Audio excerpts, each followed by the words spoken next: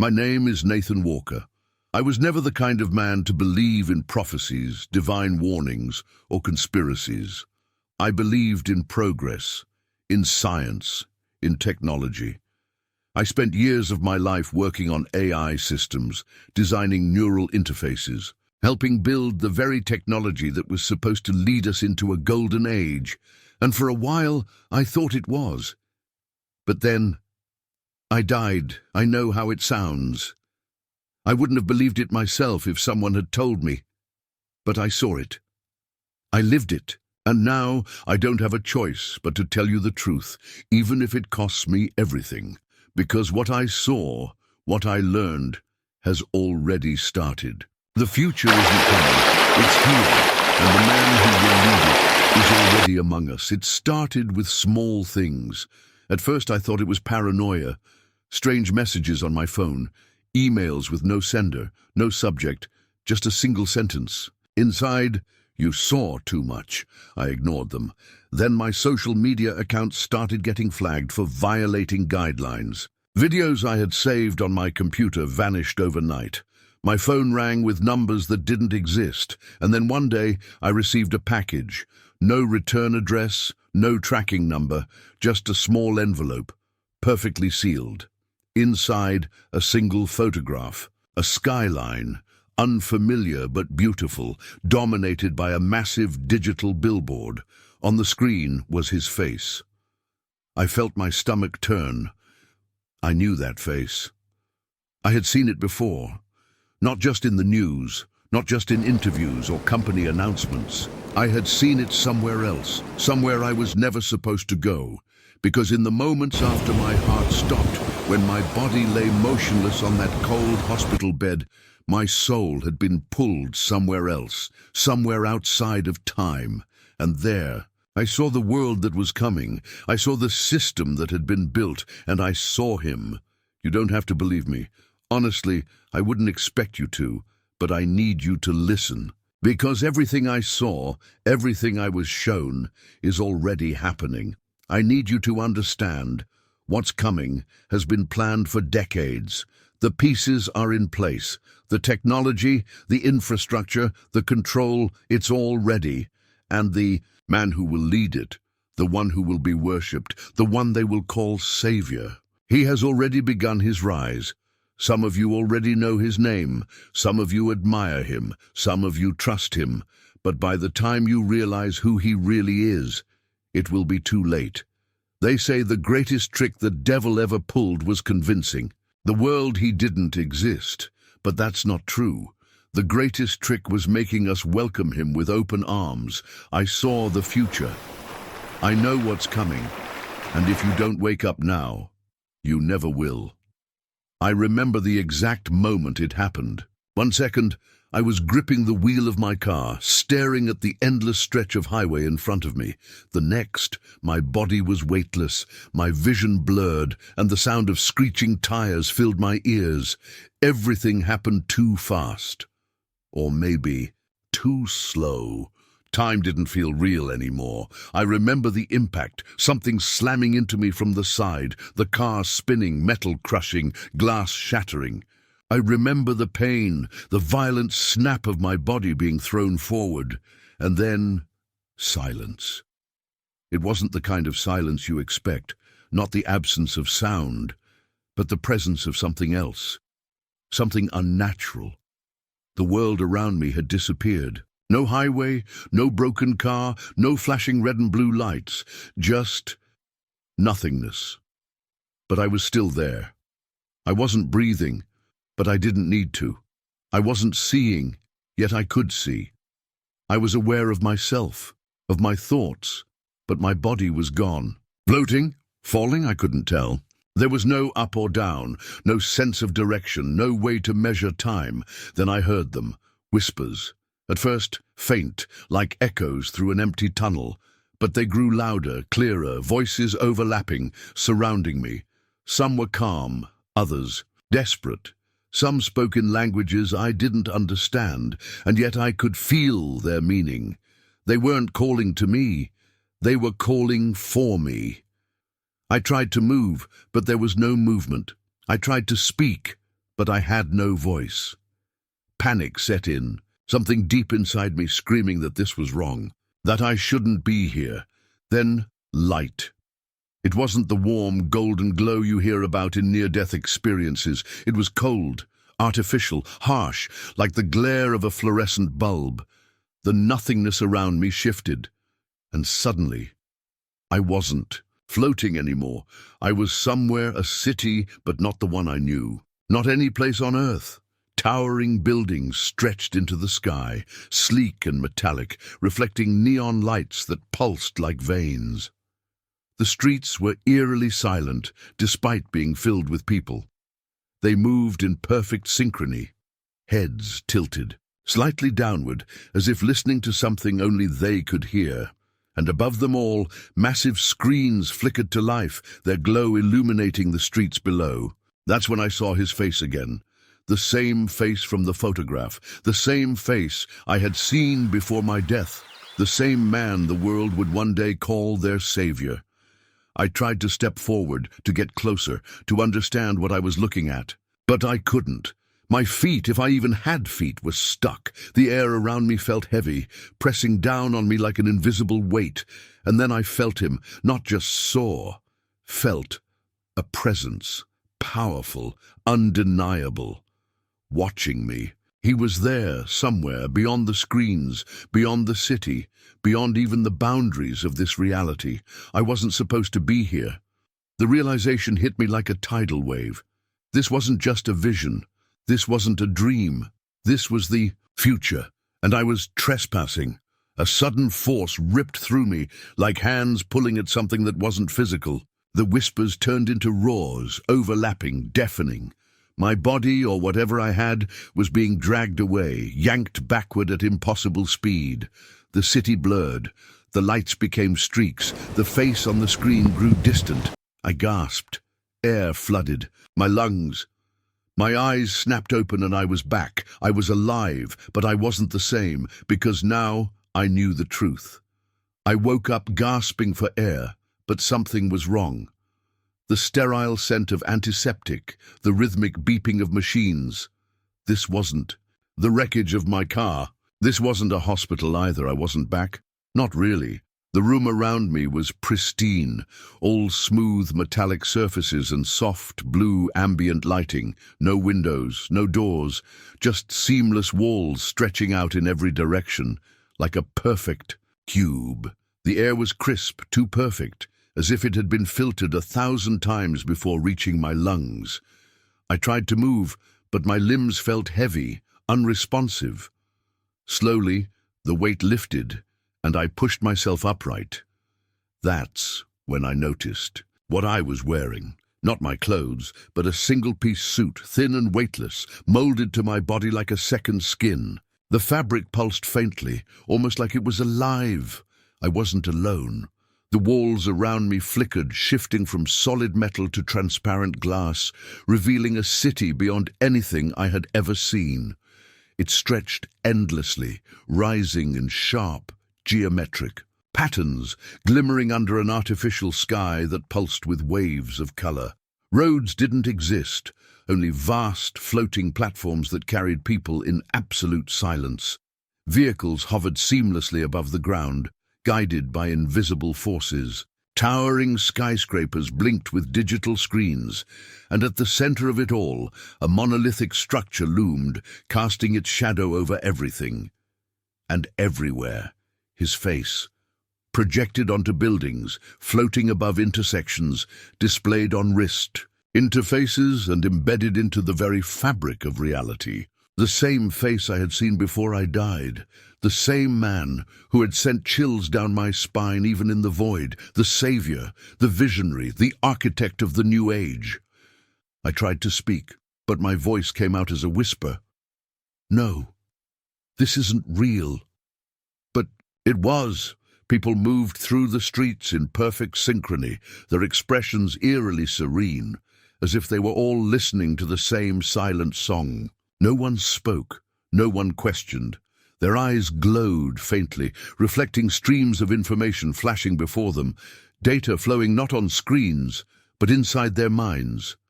And then I saw it, A man brushed past me, and on the back of his hand something shimmered beneath his skin. A faint mark, glowing softly with the same eerie luminescence as their eyes. A symbol. No, not just a symbol. A code.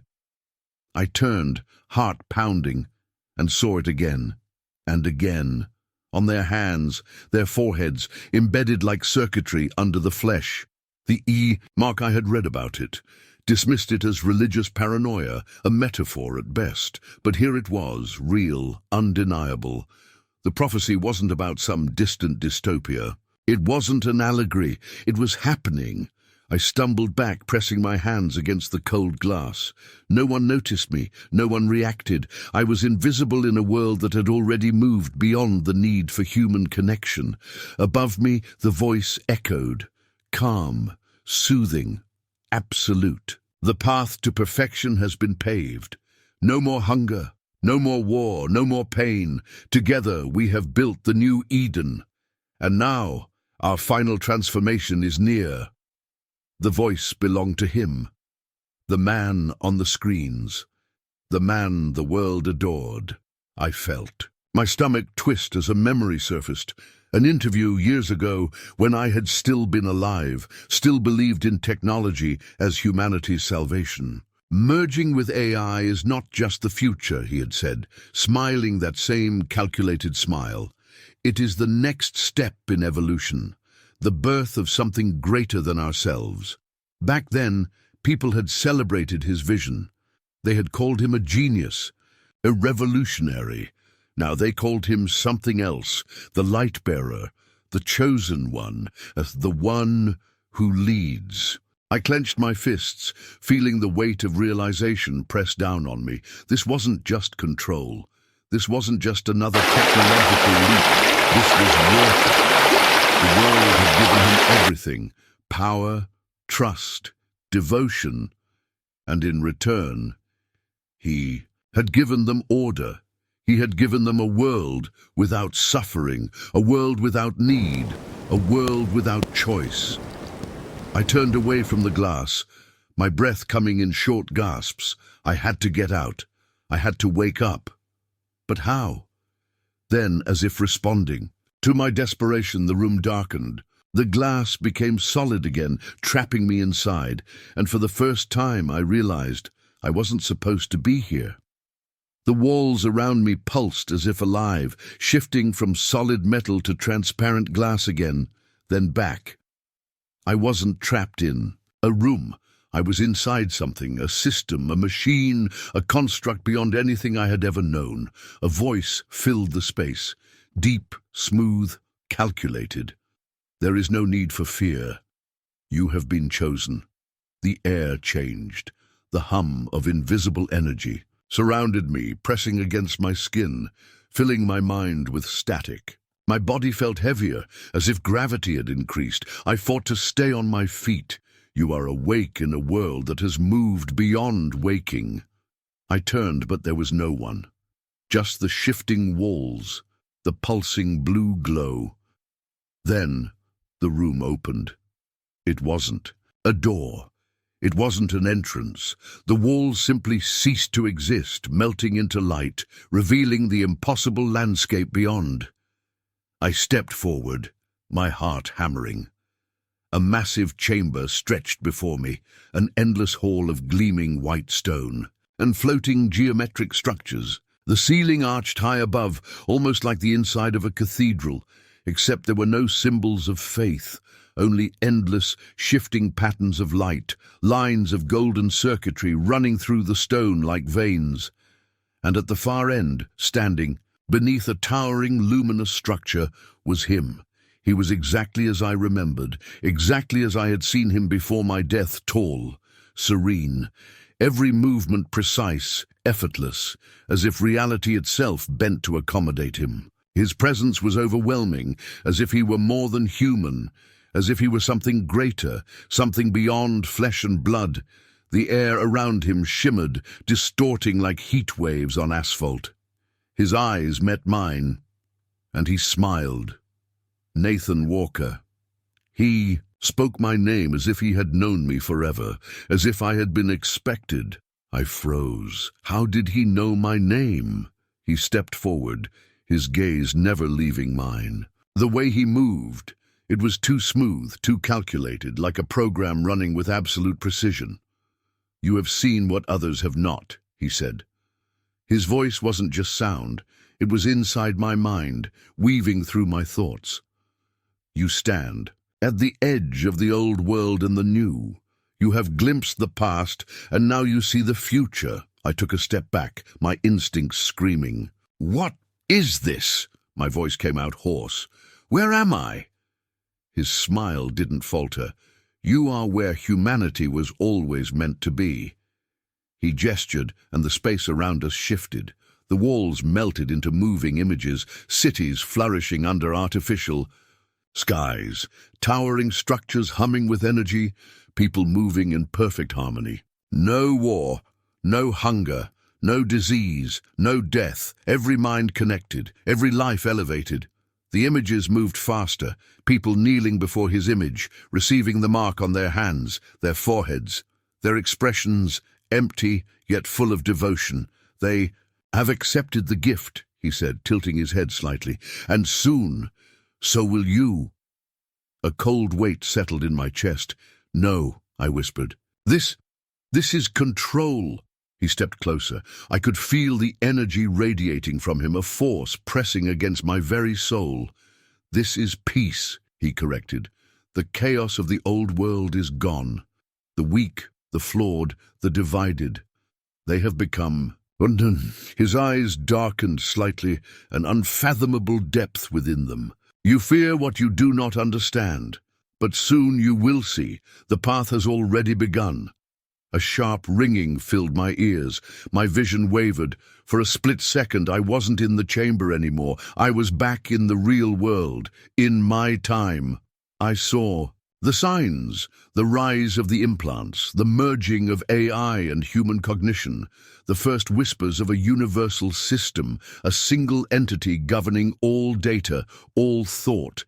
It was already happening. I gasped, stumbling forward as the vision faded, reality snapping back into place. "The old ways are ending, Nathan Walker."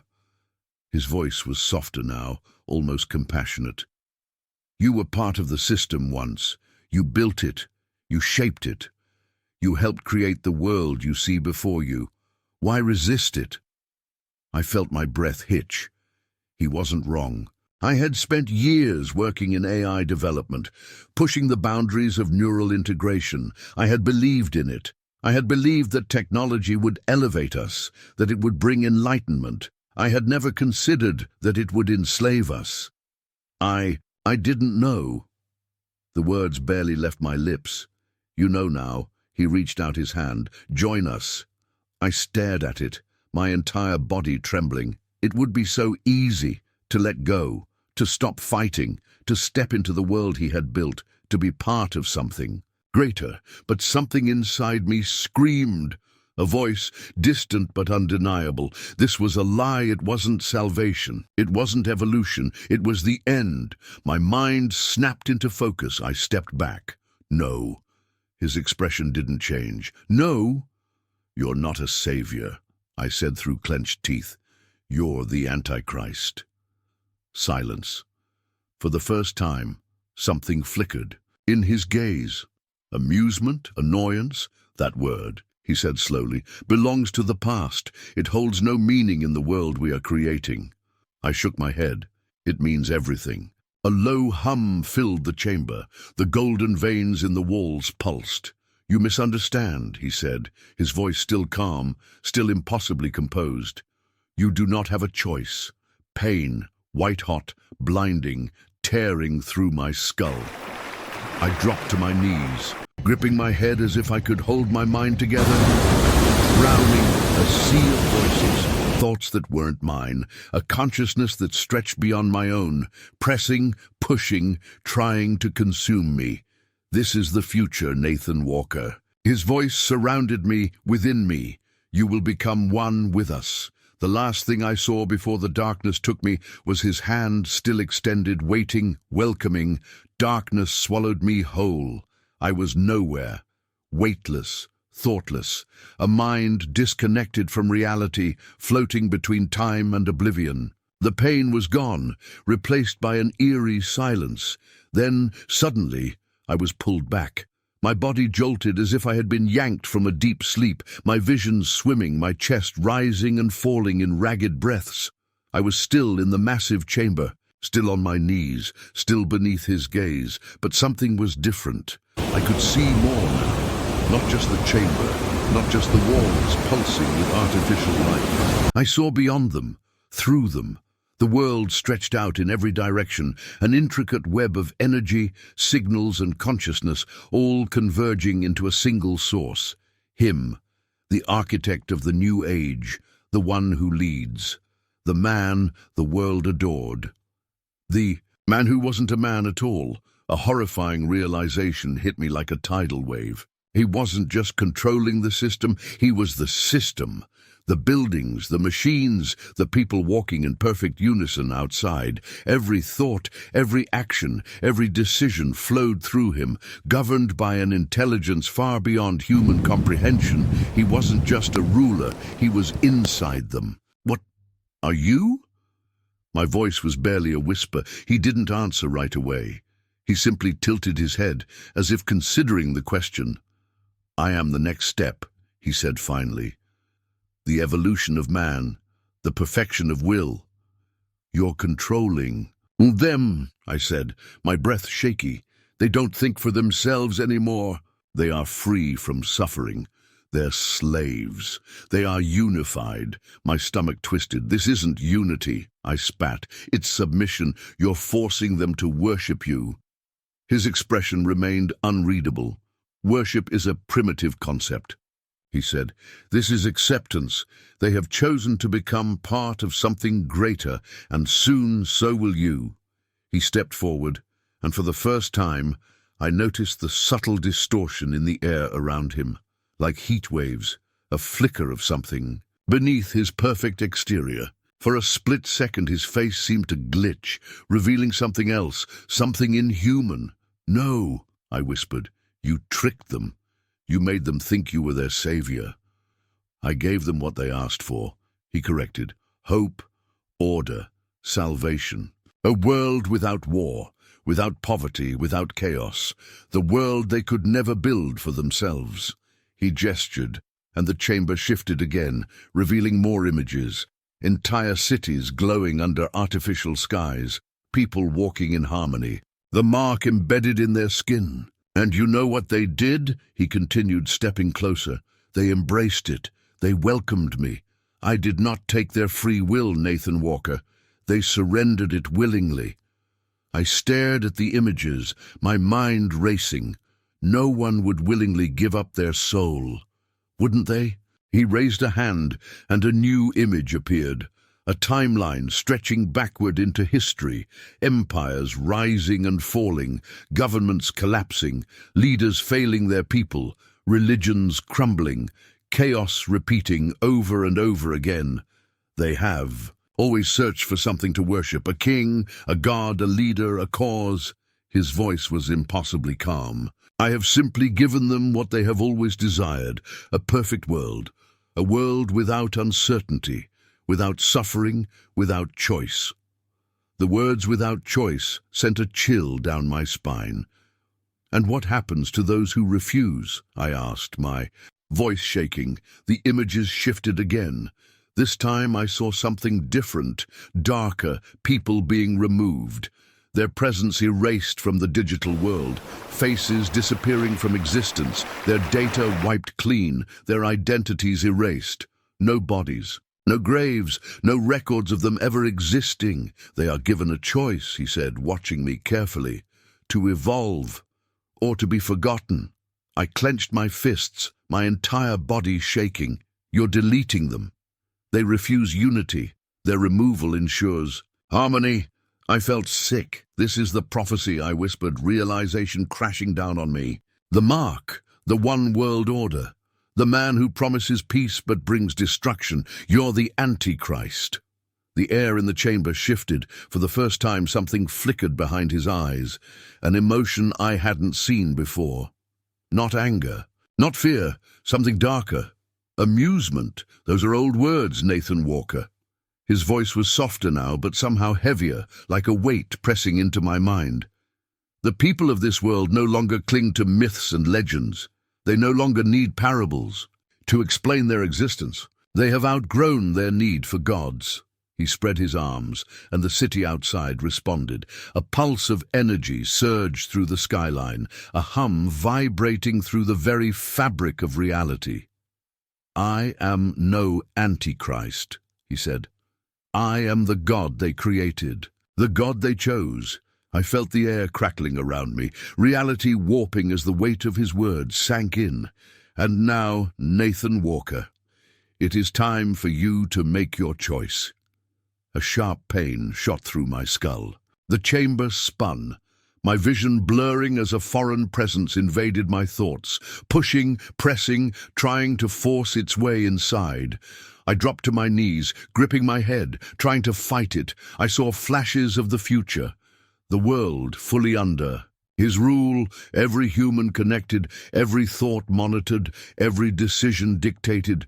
The last remnants of resistance wiped from existence. Accept it. His voice echoed in my mind. Surrender. My body trembled. The pressure intensified. Take the mark. And then a whisper, not his voice, something else. Something distant yet familiar. Resist. The moment the word entered my mind, the pain lessened. The pressure wavered. Resist. A different presence filled me, one that wasn't artificial, wasn't calculated. It was something ancient, something true. Hope. I gritted my teeth, forcing myself to look up. He was still there, watching me, waiting for my surrender. "No!" I growled. His expression didn't change, but the air around him did. The illusion flickered. The perfection wavered, and for the first time, I saw what he truly was. A thing wrapped in light, a shadow clothed in brilliance, a force that had existed long before this moment, long before humanity had ever built its first machine, a deceiver, a destroyer. I had to get out. I clenched my fists, summoning every ounce of will left in me. The whispers of resistance grew louder, stronger, fighting against the force pressing into my mind. The chamber trembled, his gaze darkened. This is not over. A deafening crack split the air. And then I was falling. The world shattered around me, light exploding in every direction. My body was ripped backward, yanked through space and time, and then I woke up. I woke up gasping for air. The harsh fluorescent lights above burned into my retinas, and the stiff mattress beneath me felt painfully real. The world was spinning, my chest heaving as if I had been drowning and only now broken the surface. I was back, but something was wrong. The room was unfamiliar, sterile, white walls, no windows. Machines beeped softly beside me, thin wires attached to my arms, monitoring my vitals. A hospital? No. The air smelled too clean, too artificial. I wasn't safe. I forced myself upright, my muscles weak, trembling as if I had been unconscious. For days, that's when I saw them. Two figures standing just outside the glass wall in front of me, men in black suits, expressionless, watching. Cold dread settled in my stomach. They knew. The door slid open with a soft hiss, and one of them stepped inside. Tall, calm, eyes like polished steel. He didn't carry a clipboard, didn't introduce himself. He simply pulled up a chair and sat across from me, studying me like a scientist observing an animal in a cage. "Nathan Walker," he said finally, his voice smooth, practiced. "You've been unconscious for 3 days. 3 days." My throat was dry. "Where am I?" "A recovery facility," he answered. "You were in an accident." Lies. I gripped the sheets, my mind racing. I had been in an accident, but that wasn't where I had been. That wasn't what had happened to me, and they knew it. "I need to leave," I said, my voice hoarse. The man tilted his head slightly, as if amused. "That's not advisable." I tried to move, But the second I swung my legs over the edge of the bed, a sharp sting shot through my skull. I winced, gripping my temples. "Side effects," he said, "from what you've been through." I looked up at him, my pulse hammering. "You know what I saw?" A flicker of something in his expression. Brief, but there. "You were in a coma," he said smoothly. "Your mind experienced a severe neurological event. Patients in your condition often report strange dreams. Hallucinations, even." Dreams. Hallucinations. I almost laughed. I had seen the future. I had stood in the presence of the man they worshipped, the one who had already started reshaping the world into his image, the one who had welcomed me into his kingdom and expected me to kneel. And now they wanted me to forget. I leaned forward, my voice steady. "I know the truth." The man's smile was almost sympathetic. "The truth," he repeated, as if the word itself was meaningless. "Tell me, Nathan, what truth do you think you saw?" I hesitated, because I realized in that moment the trap I was in. If I told him everything, if I spoke about the visions, about the world I had seen, about him, they would call me insane. They would sedate me, lock me away, erase me, just like the others. I swallowed hard. I saw enough. The man's gaze remained unreadable. "And what do you plan to do with this knowledge?" I didn't answer, because I didn't know. What could I do? Who would believe me? How do you fight something that has already started, that is already moving, growing, consuming everything in its path? The man stood slowly, straightening his suit. "You're a logical man, Nathan, a man of science. Think rationally about what you're saying. You died. Your brain filled in the gaps. That's all." I clenched my fists. It wasn't a dream. It wasn't a hallucination, and he knew it, but they weren't trying to convince me. They were trying to make sure no one else ever heard what I had to say. The man turned to leave, but paused at the doorway. "You're free to go, of course." He gestured to the folded clothes on the chair beside me. "But I'd advise you to rest. Forget this. Move on." I stared at him. "And if I don't?" For the first time, his expression shifted, just slightly. Enough to let me see the truth behind his carefully practiced smile. "Then you'll find that some things are best left unknown." The door slid shut behind him. I exhaled shakily. They weren't going to kill me. Not yet, because they didn't need to. They would let me walk out of here. They would let me think I was free. But they would watch. Wait. And the moment I tried to speak the truth, they would make sure no one ever heard me. I pulled the wires from my arms, ignoring the pain in my head, forcing my body to move. My hands trembled as I reached for the clothes, my mind screaming at me to hurry. I had to get out. I had to disappear before they made me disappear first. And then my phone vibrated. I froze. I hadn't even noticed it on the nightstand, sleek and black, screen dimly lit. Cautiously, I reached for it, my heart pounding as I turned it over. One unread message. No sender, no subject. Just 2 words. "They know." I swallowed hard. My blood turned to ice. I grabbed my things, my movements frantic. My pulse roared in my ears. I wasn't free. I was already running.